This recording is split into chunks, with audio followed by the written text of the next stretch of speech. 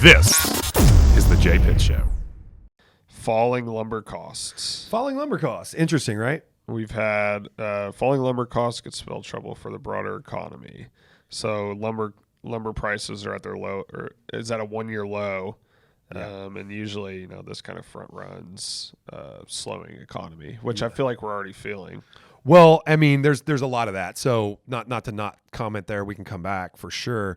Mortgage market sees strongest week of borrower demand since 2022, behind rates reaching an 11-month low. Yep. That's in my feed this morning. Housing Wire Daily is the Fed already behind on on rate cuts after jobs revisions.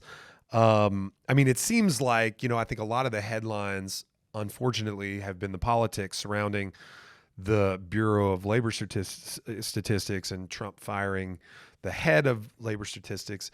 The truth is, it's an incredibly flawed process. Which it's kind of funny because the new guy just Cut him revised even even lower. even deeper. But I mean, I think that kind of underscores the need for a better process. I mean, I looked back. The thing that shocked me, nothing shocks me with respect to politics, not that jobs reports, were maligned by Trump or appreciated by Biden or any of that stuff, right? Because that is just the toxicity that is politics. But like 90% of jobs reports are revised, and not just revised, but revised significantly. Like the amount of new job creations is oftentimes either increased or decreased by more than 50% just a few months later. So it just tells me it's a really, as you delve deeper and deeper into the issue, it appears that participation is the issue. It's really challenging to get,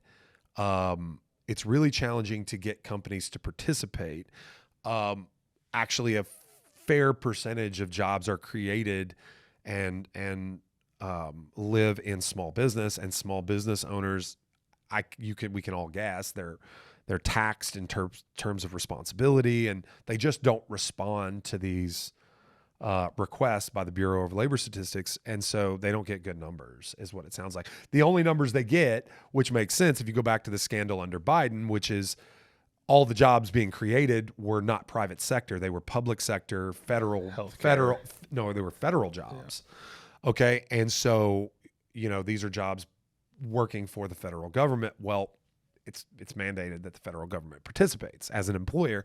So kind of crazy, man. The whole thing is just how do we trust anything? Well, it's really hard for the Fed to do their job well. Exactly. With bad reports. Exactly, because if they knew that job creations were slowing or basically non-existent a few months ago, we may have seen 1 or 2 rate cuts by now. Yeah. And that has real world implications. Rates dropping, guys, you need to understand that it is the Fed's way to stimulate the economy. Okay. Fed dropping rates, okay, increases money supply to meet demand or increase demand for money in the way of loans being made, investments being made. And it stimulates the economy to help it grow. Now, they don't want to overstimulate, just like they don't want to understimulate. But some sort of stimulus provided to the economy at times of slowing tends to make things more balanced, right? You don't see crazy spikes and crazy drops.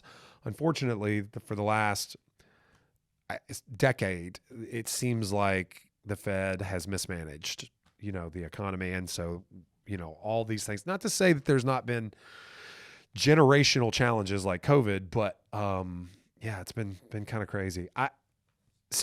What are we to think of it all? Lumber prices dropping is a signal that home builders are slowing their lumber purchases. So lumber producers are dropping prices in order to incentivize builders to buy more. Why would builders be slowing their lumber purchases? Because there are going to be fewer housing starts that lag this. What I also read about that, sorry to interrupt you, but what I also read about that was a lot of these builders pre-bought a ton of lumber before tariffs went into effect. So they're sounds not right. having to buy as much right now.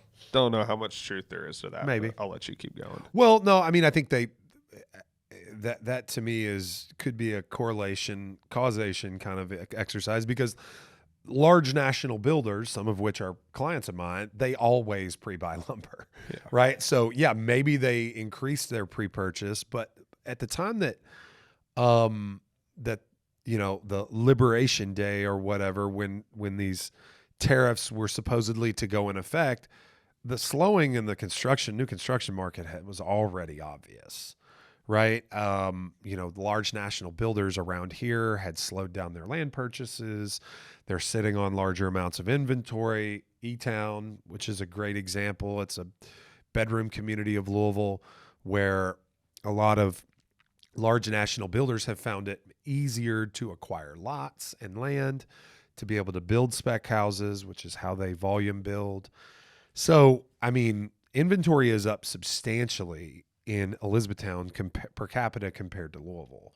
So I don't know. It's an interesting thing. I just think, fewer house sales equals fewer home starts equals, smaller lumber purchases. And this is just pretty indicative of what we're seeing in the broader economy, like with job growth. Yes, the economy has slowed down substantially. Interesting enough, though, imagine that. You drop rates, demand for mortgages goes up. This is the way it's supposed to work.